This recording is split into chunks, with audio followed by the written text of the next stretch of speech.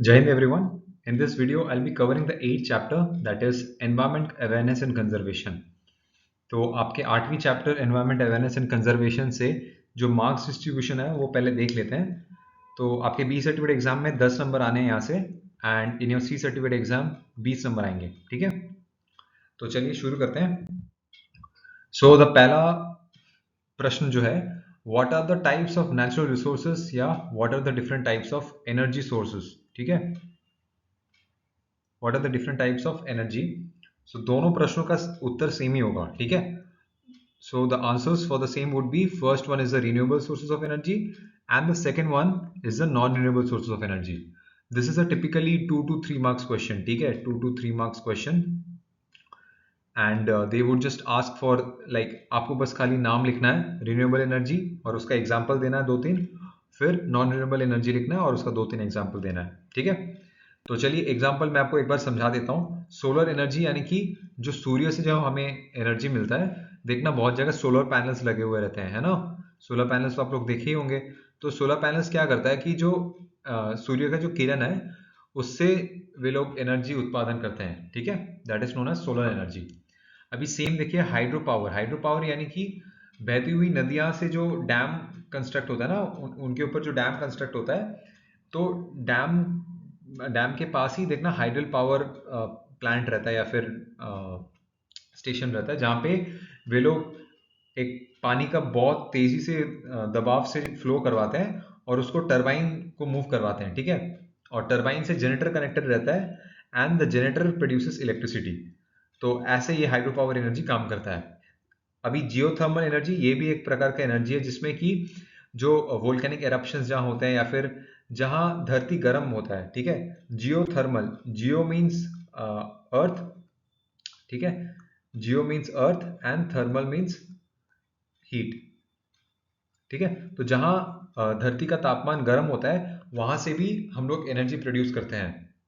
एक और आता है विंड एनर्जी। अभी तो पता ही है कि विंड हमेशा बहती रहेगी। ठीक है, तो विंड हमेशा बहती रहेगी। तो देखना राजस्थान, फिर गुजरात, ये सब साइड में बहुत सारे विंड टर्बाइंस होते हैं। ठीक है, आप लोग तो देखे ही होंगे विंड टर्बाइंस, है ना। ये विंड टर्बाइन हो गया। तो क्या करता है कि हवा आता है, इसको धकेलता है and then it starts moving. ठीक है, this is how wind energy is produce. Biomass energy आप लोग बहुत बार सुने होंगे कि बायोफ्यूल, बायोफ्यूल के बारे में। ठीक है, बायोफ्यूल जो हो गया, that is a type of biomass energy, जिसमें कि एनिमल एनिमल वेस्ट एक्सक्रीट, ठीक है, फिर ऑर्गेनिक प्रोडक्ट्स को डिकम्पोज करके लाइक कंपोस्ट पीट में डिकम्पोज करके उसमें से जो गैस निकलता है उसको बायोमास कहते हैं। ठीक है, that is called biomass energy, उसको ही बायोफ्यूल कहते हैं रादर। ठीक है, तो रिन्यूएबल एनर्जी कौन से सोर्स हो गया, रीन्यूएबल, यानी कि जो एनर्जी सोर्सेस बार बार नए होते रहते हैं, यानी कि जो कभी खत्म नहीं होते हैं। So these are the energy sources that would never end up. Whereas non renewable source of energy यानी कि जो बहुत ज्यादा जल्दी कंज्यूम हो जाता है। ठीक है, और जो कि हमारे अर्थ में बहुत कम ही मिलते हैं। ऐसा नहीं कि ये इन्फिनाइटली अवेलेबल है। ठीक है, ऐसा तो नहीं है। फॉसिल फ्यूल कभी ना कभी अगर हम लोग एक्सटेंसिवली यूज कर जाएंगे तो सब खत्म हो जाएगा, है ना। Same goes with coal, same goes with natural gas and petroleum. ठीक है, न्यूक्लियर एनर्जी यानी कि यूरेनियम और प्लूटोनियम जो ओर्स हम लोग माइन करते हैं, तो वो ज़्यादा तो मिलते नहीं है ना। इसीलिए जो यूरेनियम एंड प्लूटोनियम है बहुत सावधानी से इसको इस्तेमाल किया जाता है। Okay, so non renewable sources of energy में क्या आता है कि जैसे हमारा फॉसिल फ्यूल हो गया, ठीक है, फिर नेचुरल गैस हो गया, पेट्रोलियम हो गया, कोल हो गया, ठीक है, न्यूक्लियर एनर्जी हो गया। So these are the different types of natural resources. Okay, now moving on to the next question, what are the major effects of unrestricted use of natural resources। यानी कि अगर हम लोग नेचुरल रिसोर्सेज को सही ढंग से इस्तेमाल नहीं करेंगे तो उसकी वजह से हमें क्या क्या भुगतना पड़ेगा, क्या क्या भुगतना पड़ सकता है। पहली बात तो ये ग्लोबल वार्मिंग। ठीक है, सबसे पहला पॉइंट आपको ग्लोबल वार्मिंग लिखना है। ठीक है, अभी देखिए ग्लोबल वार्मिंग क्यों होगा, क्योंकि अगर हम लोग बहुत ज़्यादा फॉसिल फ्यूल बर्न करेंगे तो हमारा एटमॉस्फेयर ज़्यादा गर्म हो जाएगा। ठीक है, अभी मैं थोड़ी देर में आपको ग्रीन हाउस इफेक्ट पढ़ाऊंगा क्या होता है, तभी आपको समझ में आ जाएगा कि ग्लोबल वार्मिंग कैसे होता है। तो ये अगर ग्लोबल वार्मिंग हो रहा है तो उसकी वजह से क्या होगा, ओजोन ओजोन लेयर भी डिप्लीट होता जाएगा, ठीक है। अगर ओजोन लेयर डिप्लीट होगा तो हार्मफुल यूवी रेडिएशंस भी आएंगे, है ना। हार्मफुल यूवी रेडिएशंस आने की वजह से क्या हो सकता है, हमें कैंसर हो सकता है। अभी देखिए हम लोग जो खुदाई कर रहे हैं, ठीक है, आप लोग जेसीबी की खुदाई के बारे में मत सोचना, मैं अभी बोल रहा हूँ कि माइंस वगैरह जो एक्सट्रैक्ट करते हैं, ठीक है। तो माइंस वगैरह जो एक्सट्रैक्ट करते हैं उसकी वजह से क्या हो सकता है कि सॉइल इरोशन होने के चांसेस बढ़ जाते हैं। सपोज कोल हो गया, नेचुरल गैस या पेट्रोलियम हो गया, ठीक है, जो हम लोग सॉइल के सरफेस से हम लोग एक्सट्रैक्ट कर रहे हैं बहुत डेप्थ में जाके, तो अगर बहुत ज़्यादा बारिश आ गया तो क्या हो सकता है कि सॉइल इरोशन हो सकता है ना, लैंडस्लाइड्स हो सकते हैं। तो दीज थिंग्स आर देयर। अभी देखिए इंडस्ट्रीज वगैरह की वजह से जो हार्मफुल केमिकल्स वे लोग निकालते हैं एटमॉस्फेयर पे, ठीक है। इंडस्ट्रीज हमारे फिर गाड़ियों में से जो निकलता है, ठीक है, दो हार्मफुल वेस्ट, वो क्या होता है कि कभी कभी रेन में जाके, ठीक है, बादलों के साथ मिलके दे फॉर्म एसिड रेन, ठीक है। तो एसिड रेन में यूजुअली सल्फर के बाई प्रोडक्ट्स रहते हैं, ठीक है। तो these are the major effects of unrestricted use of natural resources, ठीक है। Now what is green house, this is very very important area. क्यों बता रहा हूँ, ये शायद आपके बी और सी सर्टिफिकेट में ना आए, लेकिन from knowledge perspective you should know what is green house effect, ठीक है। तो क्या है, green house effect is the gradual increase in temperature, ठीक है, या फिर अर्थ टेम्परेचर, अर्थ का एटमोस्फेयर का जो टेम्परेचर है वो अगर धीरे धीरे बढ़ता रहता है, that is called green house effect. Now this is due to accumulation of atmospheric carbon dioxide and other gases। तो इसके लिए मेजर गैसेस कौन से रिस्पॉन्सिबल है, कार्बन डाइऑक्साइड यानी कि CO2 एंड मीथेन गैस भी रिस्पॉन्सिबल होता है, दैट इज CH4। ओके, तो क्या होता है कि मैं आपको समझाता हूँ। एक तो सूर्य की किरण की वजह से हमें धूप आ रहे हैं हमारे अर्थ के सरफेस में, ठीक है, ये सोलर रेडिएशन आ रहे हैं। अभी हमारे अर्थ के सरफेस में कुछ रेडिएशन हमारा अर्थ एब्जॉर्ब कर ले रहा है, ठीक है, अर्थ का सरफेस अपने आप में एब्जॉर्ब कर ले रहा है कुछ रेडिएशन, और बाकी वो रिफ्लेक्ट बैक कर दे रहा है एटमॉस्फेयर पे। अभी देखिए हमारे अर्थ में ओजोन लेयर है, ठीक है, हमारे अर्थ में क्या है, ओजोन लेयर है, मैं थोड़ी देर में पढ़ा है ना ओजोन डिप्लीशन। तो ओजोन लेयर क्या करता है कि वो सन का रेडिएशन जो है वो तो आसानी से अलाउ कर देता है, लेकिन उसको ज़्यादा आसानी से बाहर निकलने नहीं देता है। इसीलिए थोड़ा रेडिएशन निकल जाता है, लेकिन बाकी हमारे अर्थ के एटमॉस्फेयर में ही रह जाता है कैवी बन के, ठीक है। अभी देखिए इसकी वजह से तो अर्थ गर्म हो ही रहा है, ठीक है, इसकी वजह से तो अर्थ गर्म हो ही रहा है, ठीक है, टेम्परेचर बढ़ रहा है, और हमारे गाड़ियों के एग्जॉस्ट से, ठीक है, इंडस्ट्रीज की एग्जॉस्ट की वजह से, ठीक है, और बहुत सारे जो केमिकल्स हम लोग बर्न कर रहे हैं या फिर फॉसिल फ्यूल हम लोग जो बर्न कर रहे हैं, उसकी वजह से और हीट अप होता जा रहा है एटमॉस्फेयर, ठीक है। ये जो हीट हो रहा है, अब ये क्या है, हमारा अर्थ का सरफेस ये हो गया, ठीक है, यहाँ पे हीट जम रहा है एक एक जगह पे, एक सपोज एक जगह हीट जम रहा है, सपोज मान लो अमेरिका यूरोप में हीट बहुत ज़्यादा, पहले के ज़माने में क्या, अमेरिका फिर यूरोप वेस्टर्न कंट्रीज बहुत ज़्यादा कोल एंड पेट्रोलियम प्रोडक्ट्स यूज़ करते थे, अभी तो हमारा कंट्री हो गया है। तो क्या हो गया कि सपोज एक प्लेस में बहुत ज़्यादा हीट अप हो रहा है, तो क्या होता है कि वो हीट धीरे धीरे स्प्रेड करता है through out the entire world, मतलब पूरा अर्थ के एटमॉस्फेयर पे वो स्प्रेड कर जाता है हीट। तो डेफिनेटली अगर यहाँ हीट हुआ, यहाँ हीट हुआ, तो देखो वो हीट तो स्प्रेड करता ही रहेगा, है ना। इसकी वजह से क्या होता है कि हमारे अर्थ के जो पोलर ग्लेशियर्स है, ये हो गया एंटार्क्टिक ग्लेशियर्स, ये हो गया आर्टिक ग्लेशियर, ठीक है। तो ये सब मेल्ट करना स्टार्ट कर जाता है, and once it starts melting हमारे सी लेवल बढ़ना स्टार्ट कर जाते हैं, और उसकी वजह से क्या हो सकता है, सुनामी आ सकता है, ठीक है, फिर फ्लड्स आते हैं, फ्लैश फ्लड्स आते हैं। तो अभी देखना बहुत जगह फ्लड्स आते हैं, क्लाउड ब्रस्ट होता है, ठीक है, दीज आर द रीजंस। सो देखिए ये सब indirect causes of green house effect है, या फिर ग्लोबल वार्मिंग कहला सकते हो, ठीक है। So green house effect is typically global warming, ठीक है, बट इसमें क्या होता है कि global warming due to harmful gases such as carbon dioxide, methane etcetera. Okay, I hope I made you clear. Now, moving on, what are the different methods of management and conservation of natural resources? कि हमारे यहाँ पे जो different natural resources है उसको हम लोग किस प्रकार से यूज करने से we would be able to like एक सिस्टमेटिक तरीके से कैसे इस्तेमाल कर सकते हैं, ठीक है, और कैसे हमारे नेचुरल रिसोर्सेज को कंजर्व कर सकते हैं for future generations. Conservation of natural resources for future generation, हमारे पोता पोती के लिए, ठीक है, जनरेशंस, ठीक है। तो एक तो हो गया रिसाइकलिंग, ठीक है। अभी आप लोग तो पढ़े होंगे 3 Rs। 3 Rs क्या क्या होता है? रिड्यूस, रीयूज एंड रिसाइकिल, है ना। तो ये 3 R क्या कहलाता है कि we should recycle the things. क्या कैसी थिंग्स? सपोज प्लास्टिक वेस्ट हो गया या ग्लास वेस्ट हो गया, ये सब चीजें हमारे अर्थ में इजीली डिकम्पोज नहीं करते हैं, हमारे सॉइल में इजीली डिकम्पोज नहीं करते हैं, whereas paper, organic materials बहुत इजीली डिकम्पोज कर जाते हैं।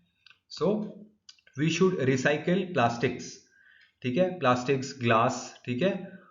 सो recycling is one of the methods. इससे क्या होगा कि प्रदूषण कम होगा, है ना।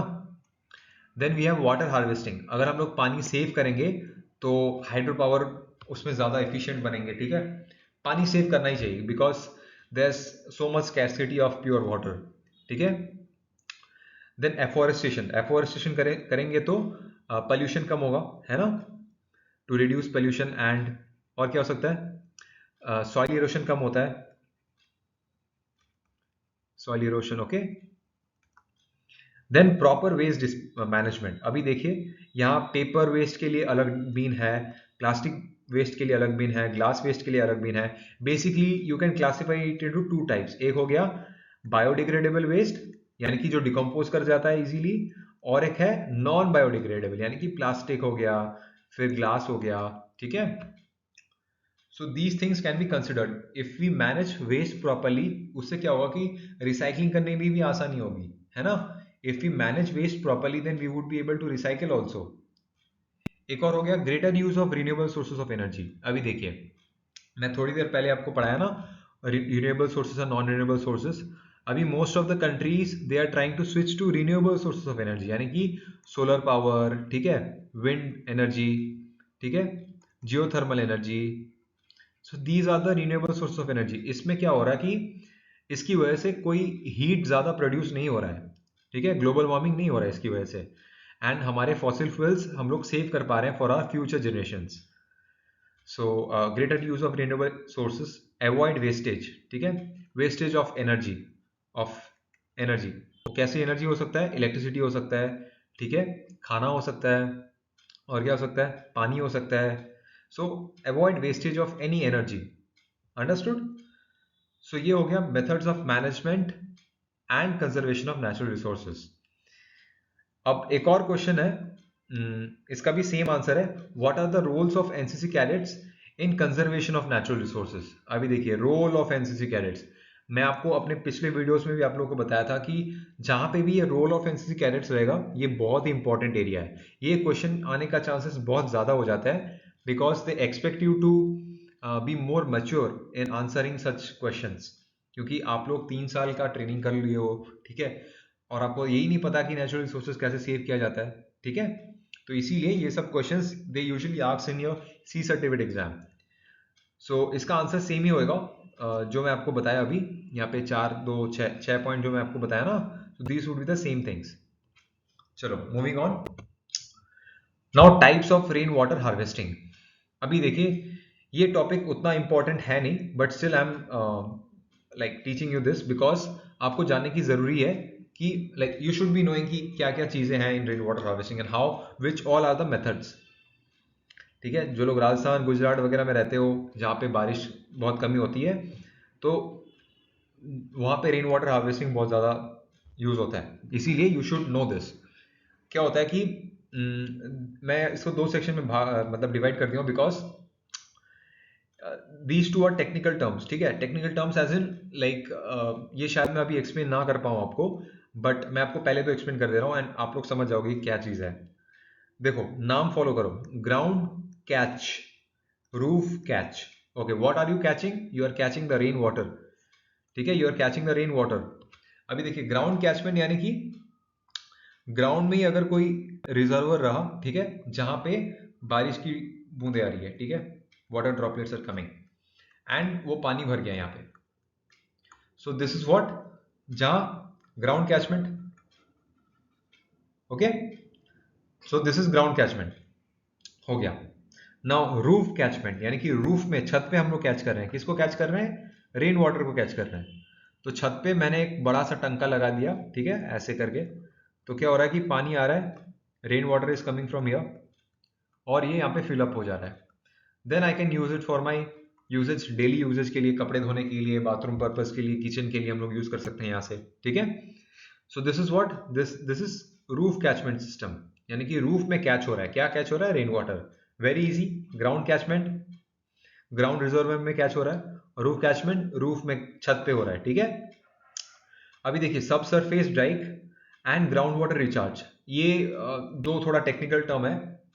एंड बट मैं ये समझा सकता हूँ कि ग्राउंड वाटर रिचार्ज में क्या होता है कि देखो, ग्राउंड वाटर रिचार्ज, अभी सभी को पता है कि हमारे ग्राउंड में भी वाटर रहता है, वाटर का एक लेवल रहता है। जहाँ से देखना, ट्यूबवेल, हैंडपम्प वगैरह हम लोग यूज करते हैं गाँव में, ठीक है। हैंडपम्प वगैरह कल से पानी निकालते हैं ऐसे करके, इसको खींच, मतलब पुश करना होता है ना। सो अभी क्या होता है कि ये वाटर लेवल अगर बहुत कम रहेगा तो हम लोग पानी नहीं मिलेगा हम लोग को, ठीक है। तो हम लोग ऐसा सिस्टम करते हैं जिससे कि पानी ना सोख सोख के पूरा नीचे तक पहुंच के उसका लेवल बढ़ा दे, ठीक है। This is called ground water recharge, कि नीचे का पानी का लेवल अगर कम है तो उसको रिचार्ज करना, ऊपर करना, ठीक है। So moving on, what we have is, what are the different types of waste, ठीक है। आपको अभी समझना है what are the different types of waste.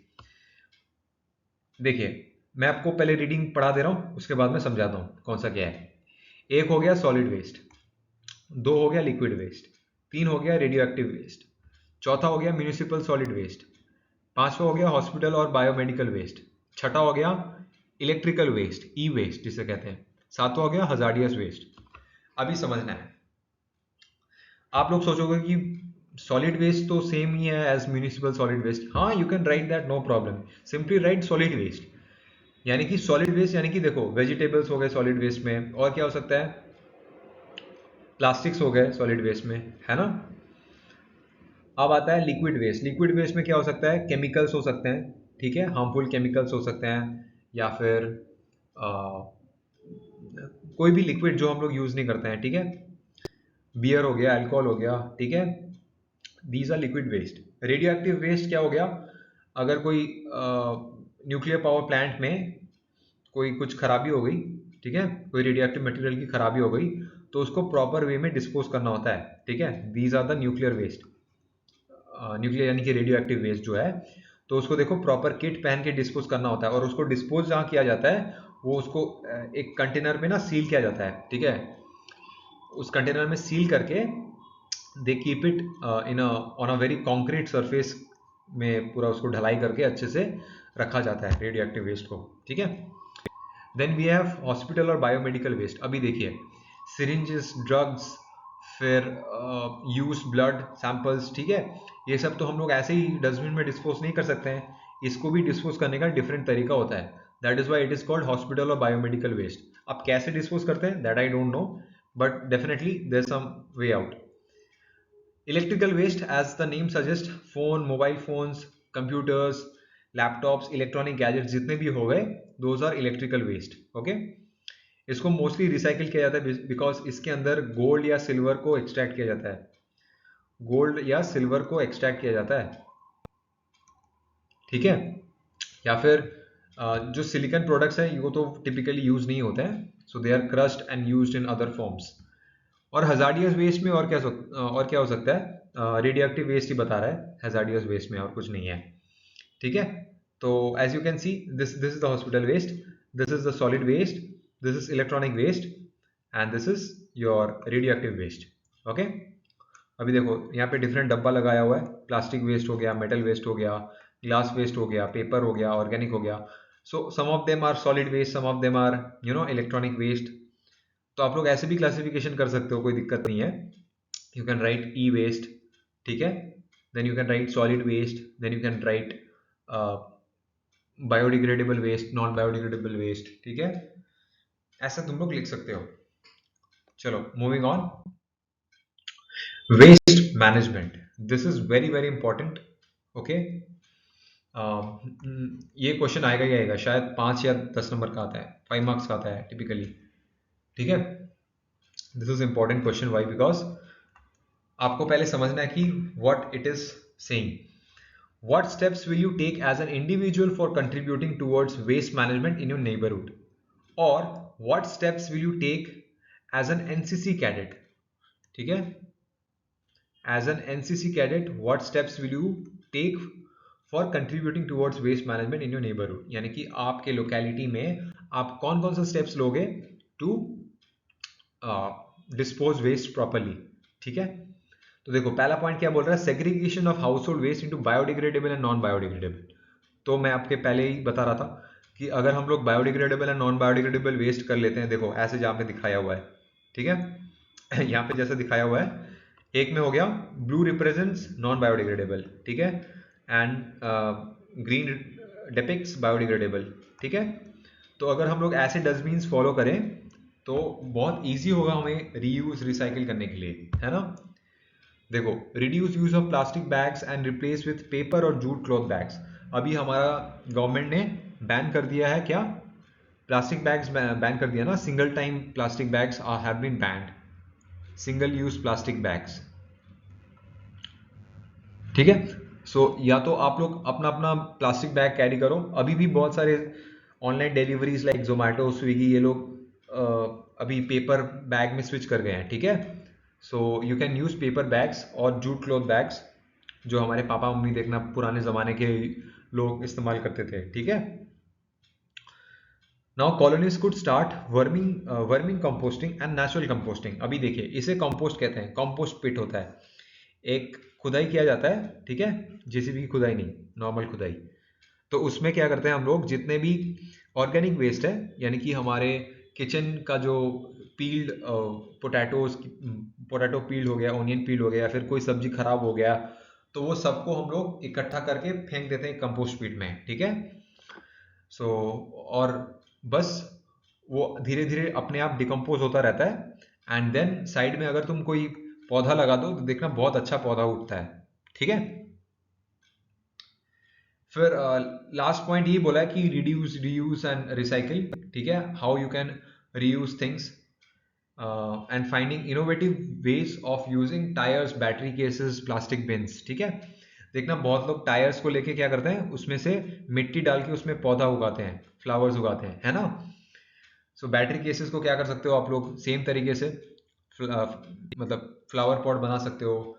ठीक है, प्लास्टिक बीन्स को भी फ्लावर पॉट बना सकते हो, या फिर कोई डिफरेंट पर्पस के लिए यूज कर सकते हो.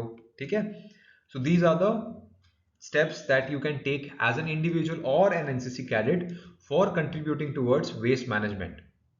तो क्या क्या पॉइंट हो गया, एक तो segregating waste between biodegradable and non biodegradable, reduce use of plastic bags and using paper और jute cloth bags हो गया दूसरा पॉइंट. ठीक है, तीसरा पॉइंट क्या बता रहा है, स्टार्ट यूजिंग वर्मी कंपोस्टिंग और नेचुरल कंपोस्टिंग. ठीक है, ये भी कर सकते हो हम लोग. चौथा पॉइंट क्या हो गया, finding innovative ways of using tyres, battery cases etcetera, और thinking of reuse, reduce and recycle. ये आपका पांचवा पॉइंट में भी लिख सकते हो आप. ठीक है, तो देखो 5 पॉइंट हो गए, you will get 5 marks easily. Now coming to the next slide, we have what are the different types of pollution and its causes. ठीक है, तो जल्दी से हम इसको निपटाते हैं, क्या क्या है, what are the different types of pollution. एक हो गया सॉइल पोल्यूशन, मिट्टी को प्रदूषण करना. कैसे प्रदूषण करना, देखना ज़्यादा कंस्ट्रक्शन मटेरियल्स अगर हम लोग मिट्टी पे डाल दें तो क्या हमारा सॉइल मतलब इनफर्टाइल हो जाता है. ठीक है, तो ज़्यादा हम लोग अगर कंस्ट्रक्शन एक्टिविटीज़ करते हैं, डूइंग कंस्ट्रक्शन एक्टिविटीज़, ओके, अगर हम लोग ज़्यादा कंस्ट्रक्शन एक्टिविटीज़ करते हैं, कंक्रीट वगैरह डालते रहते हैं, तो हमारा जो मिट्टी है that becomes infertile. Next is water pollution. इसका कोई एग्जांपल देने की ज़रूरत नहीं है, हमारे ओशंस, सीज, रिवर्स इतने ज़्यादा पोल्यूटेड हैं, स्पेशली तो हमारे गंगा रिवर इतना ज़्यादा पोल्यूटेड हो गया, गंगा यमुना की क्या ही बताएं. अभी तो गवर्नमेंट बहुत सारे प्रोग्राम्स लॉन्च कर रहे हैं like Namami Gange and all those things to clean the Ganga river. ठीक है, तो वाटर पोल्यूशन किस लिए होता है, मोस्टली फेस्टिविटीज़ के लिए होता है, या कि जो फेस्टिवल्स या रिचुअल्स जो हम लोग मनाते हैं ना, उसमें इतना सारा फ्लावर्स, प्लास्टिक्स वगैरह हम लोग फेंक देते हैं रिवर्स एंड वाटर बॉडीज पे, तो वो बहुत ज़्यादा पोल्यूशन क्रिएट कर जाता है and it causes problem for the marine animals, यानी कि जो मछलियां मर जाते हैं, देखना प्लास्टिक खा के वेल मर जाते हैं, कभी कभी छोटी छोटी मछलियां मर जाते हैं, ठीक है। So these things are very tragic. अभी एयर पोल्यूशन क्या है? एयर पोल्यूशन का भी एग्जांपल देने की ज़रूरत नहीं है, गाड़ी वगैरह से हम लोग इतना प्रदूषित करते हैं हमारे एनवायरनमेंट को कि क्या ही बताएं। रास्ते पे जाओ, मतलब कोई भी मेट्रो सिटी में जाओ, कलकत्ता, मुंबई, दिल्ली, अगर तुम थोड़ी 5 मिनट साइकिल लेके निकल गए इन बिजी ट्रैफिक, आके देखोगे कि पूरा मुंह काला हो गया। Why is this black? Black is because of the carbon, ठीक है, वो कार्बन एमिशन की वजह से पूरा काला काला हो जाता है। Then we have sound pollution. हमारे यहाँ पे तो इंडियन कल्चर इतना ज़्यादा फेमस है कि कुछ भी हो तो म्यूजिक सिस्टम पहले बजता है, ठीक है। तो बच्चे, अगर बच्चे पढ़ाई करते हैं तो बस उनका हो जाता है कल्याण। तो so this is sound pollution. So these are the 4 types of pollution. क्या क्या हो गया? Soil pollution, water pollution, air pollution and sound pollution. Okay, and what are the measures of controlling pollution? This is also very important. क्या क्या है? सबसे पहले है एफॉरेस्टेशन। वाई? बिकॉज एफॉरेस्टेशन से आपका क्या क्या, सॉइल पोल्यूशन भी देख सकते हो आप, एयर पोल्यूशन भी देख सकते हो, साउंड पोल्यूशन भी देख सकते हो। Like it will take care of all the 3 pollution, ठीक है। इसीलिए बोलते हैं, देखना रास्ते के लाइक हमारे हाईवेज वगैरह या फिर मेजर रोड्स में ना, देखना पौधे लगे हुए रहते हैं। It is because plants are good absorbers of sound, और वे लोग पोल्यूट भी ज़्यादा नहीं करते। लाइक एयर पोल्यूशन अगर रहता है ना, तो like they absorb the pollution, air pollution, ठीक है। और अगर हम लोग ज़्यादा प्लांट करेंगे ट्रीज, तो क्या होगा कि सॉइल इरोशन नहीं होगा, सॉइल पोल्यूशन नहीं होगा, है ना। दूसरा में क्या है? Using renewable sources like solar power, wind energy, ये तो मैं पहले ही बता दिया। तीसरे में क्या है? Using public transport. अब ये इसको जितना बताओ ये लोग कम ही मानेंगे इसको, बिकॉज सब पावर के पीछे भागते हैं। तो once you become a civil servant, definitely क्या होता है कि you will tend to take your own vehicle out, because तुम बस में कहाँ पसीना बहा के जाओगे, है ना। तो बहुत कम ही लोग होते हैं जो लोग पब्लिक ट्रांसपोर्ट यूज़ करते हैं। Basically students, those who can't afford heavy Rapido rides या फिर ओला राइड्स या Uber rides, they take public transport, ठीक है। But being a responsible citizen, we should use public transport, okay. यानी कि बस, ऑटो, ये सब हमें इस्तेमाल करना चाहिए then taking our own private vehicles. Fourth is avoiding horns and loud speakers. ये बताने का कोई मतलब ही नहीं है, हम तो खुद ही अपने घर पे बजाते हैं खूब जोर जोर से, ठीक है। तो टू अवॉइड साउंड पोल्यूशन, ठीक है, साउंड पोल्यूशन को अवॉइड करने के लिए वी शुड कीप, अरे क्या लिख रहा हूं मैं, keep the noise below 60 decibels, है ना। देखना ये ट्रैफिक का रेगुलेशन रहता है हर जगह, हर मेट्रो सिटीज में। दिवाली के टाइम स्पेशली तो ज़्यादा उठता है, ये 80 डेसिबल्स हो जाता है, कभी कभी 120 डेसिबल हो जाता है, ठीक है। Sound should be less than 60 decibels, okay. Now the fifth point is treating industrial waste before releasing them into water bodies. This is a big big problem in Kanpur city. Y?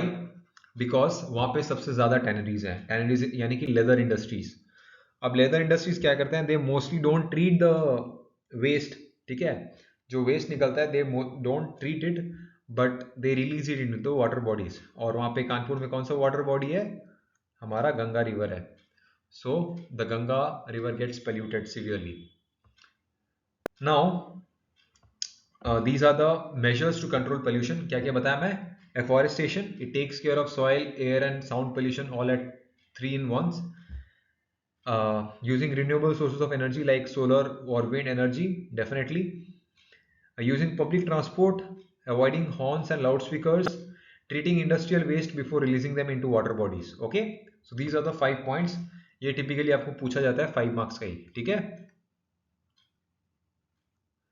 Now, so this is the last thing that we would be studying. What are the different wildlife projects in India? हमारे India में animals जो endangered and vulnerable animals है, उनको protect करने के लिए कौन कौन से प्रोजेक्ट्स लॉन्च किए गए हैं बाय वेरियस ऑर्गेनाइजेशंस, ठीक है। तो एक हो गया प्रोजेक्ट टाइगर, एक हो गया प्रोजेक्ट एलिफेंट, एक हो गया प्रोजेक्ट हैंगुल। हैंगुल क्या है मुझे खुद ही नहीं पता है। Crocodile conservation project, project sea turtle, vulnerable conservation in India, Indo-Russian cooperation on migratory birds. देखो ये सब समझाने वाली कुछ चीज़ है नहीं वैसे में, still I am just telling you. Project tiger tiger conservation के लिए है, प्रोजेक्ट एलिफेंट एलिफेंट कंजर्वेशन के लिए है, प्रोजेक्ट हैंगबुल क्या है मुझे नहीं पता है, so I am not going into it. Crocodile conservation project crocodile conservation के लिए है. Project sea turtle is for conservation of sea turtle. Vulture conservation in India. अच्छा sir, sorry I read it vulnerable, sorry, that is vulture conservation, ठीक है. And Indo Russian cooperation on migratory birds, यानी कि जो हमारे migratory birds आते जाते रहते हैं ड्यूरिंग सीजन्स, सो उसका कंजर्वेशन के लिए this project is there. So that was it. I hope you liked the video, and please do share it with your NCC friends, and do like the video so that I will get the motivation to bring in more such informative videos to all of you. So thank you for watching, and Jai Hind.